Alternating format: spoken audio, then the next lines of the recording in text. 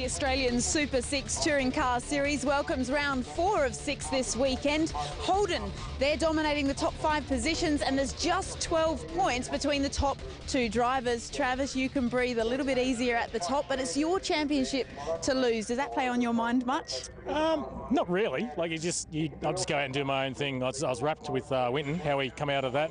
We won both races and we're back on top of the points. But yeah, sometimes you do in your back of your mind go, yeah, maybe they're chasing me. They're chasing me down, so I've got to be smart about it and just keep accumulating the points. The big question now is, will Holden continue to dominate? Will Travis dominate? Let's find out. It really is state against state, make against make in the dial before you dig. Australian Super 6 Touring Car Series here at Queensland Raceway. We're 4 rounds in. Gary O'Brien, it's a proper Holden versus Ford fight at the pointy end of the standings. And a state versus state. In qualifying alone, we had 4 Victorian Holdens, 4 Queensland Fords, 1 Holden from Western Australia, 1 Ford from Western Australia. Here are the points coming into the round. Travis Lindorff with a handy but not substantial margin over Gavin Ross. So the Holdens first and second, but the form driver here at QR this weekend has been Baxter-Smith. He sits third in the championship, just in front of Luke Westall. So he will be one to watch this weekend. Kane took pole on Saturday with a very good job. We're getting set for the final race of the weekend. Kane won race 1. As we take a look at some highlights in a second of race 2, we would see that form will continue. This is earlier today, and as usual, a very impressive, very competitive saloon car Super 6 field here at QR. And it gets tight back in the midfield, as you can see them getting off the line. And we look just ahead, we should see this fight at the front. Whoa, one of them got 10. It's like Phil Gray from Victoria and the AU Falcon. Yeah, had the world's longest tank slapper down the back straight, Gary, from the exit of turn 2 to halfway down. This was a bold move by the West Aussie, Rick Gill, 3 wide down the inside on Leon Cheney and Travis Lindorff, the dominant driver of the series so far this year, but pulled it up, got it done. It was a great move. And Gavin Ross just got a wheel over on the dirt. That allowed Leon Cheney, who got past Lindorff, to get back up to second spot. Out in front, though, Kane Baxter-Smith was doing the business. It had been a long time since Ford had won a round in Super 6 racing, back to 2012, in fact. And a second race victory from 2, with the funky flashing headlights as well, was the way to do it. Leon Cheney second. Gavin Ross completed the top 3. Lindorff 4th. Benny Grice was P5 in front of John McCleverty. Rick Gill and Lindsay Kearns rounding out the top 8. Had a bit of a race there with Ross, and he just sort of let me know that he was there. But yeah, it was all just, it went pretty well for us. It's 2 from 2 now, so hopefully we can get a third one as well.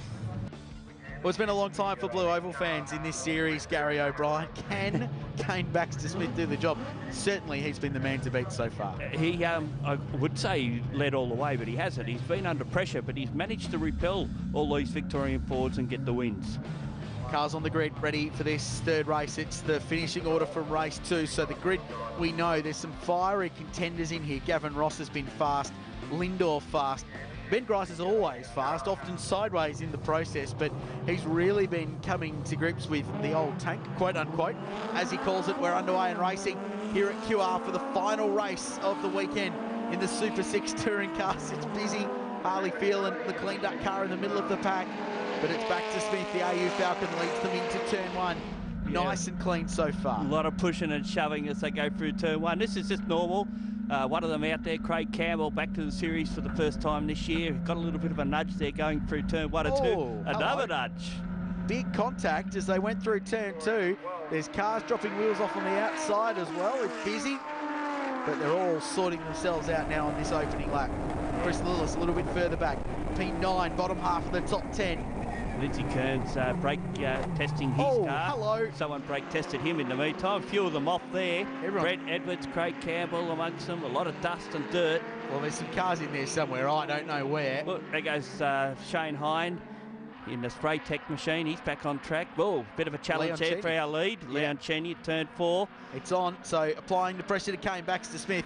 And look at the looming green Commodore, I should say, sitting there in 3rd place. Gavin Ross applying some pressure in the back of the field. There's a bit of damage from that earlier scuffle up at 3. So it's on. The 4 fastest guys of the season. Leon Cheney dive down the inside on Baxter-Smith, and they'll go side by side through the corner. Lillis is in the wars and big contact. Hits McClevey and pushes him around. And it's on. Look at this for the lead, side by side down towards 1. Leon Cheney got his nose in front, but then again, well, as we look back, we see more damage. It's all happening everywhere at the moment. Replay of the incident between the McClevey car getting the push around. I think it was Chris Lillis on the inside of there. Won't take too much for race control to make a judgment with that onboard camera. How about this battle for the lead? Side by side, the battle for second. Side by side, Gavin Ross and Lindorf dicing it out for P3. The leader's still side by side. They've been side by side since turn 6. We're going to turn 3 on another lap. This is great racing in the Super 6 Tourers, and Leon Cheney gets down the inside and finally clears his rival. Lindorf goes down the inside of Ross. We get Grice going sideways out of the corner on the outside of Gill. We've got Kearns just behind him. I told you, sideways Grice. He loves it, loves hanging it out, enjoying his time in Super 6 racing this year. They're side by side the whole way through the field, Gary. It's like the opening lap. Oh man, this is all happening as we watch Leon Cheney leading and dealing as they go through turn 5. Ross back in front of Lindorf. Grice, Gill, Kearns, the next 3. Wow, it's all happening. This is good fun, really good fun. On board with Rick Gill, looking down the inside of Gricey at turn 6, and should get it done on the Hind Transport car. So good move. Kearns just in behind there. Grice sideways again. Just to say, he's been like that most of the weekend, running inside the top 5 though, coming to grips with this car in Super 6 racing. It's a bit of a step up from the Suzuki Swift he was racing 12 months ago. Yeah, it all steers from the wrong end. That's probably half the problem. So that's why it's sideways. Well, correct. So Leon Cheney now in front, like for how long? Because he just had a massive moment through turn 2. Rick Gill's going to do the same and drops it even further off the road, but keeps the boot into it. I think he's raced some speedway in his time, Rick Gill, so that's okay. But Baxter-Smith takes advantage of the moment from Leon Cheney and grabs the lead at 3. Goes through there, tried the over and under trick, did Leon Cheney in behind, but it's not going to work.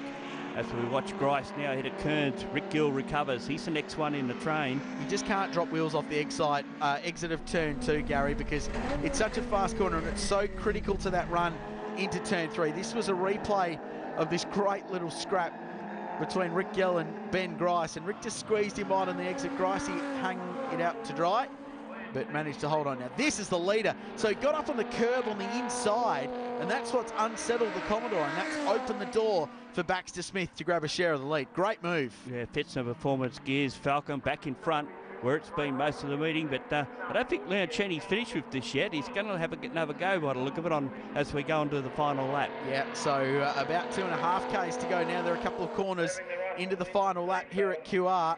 Gavin Ross a long way back in 3rd and Lindorf 4th, so the points leaders the furthest down out of the main contenders in this race, which will close things up down the inside on the final lap.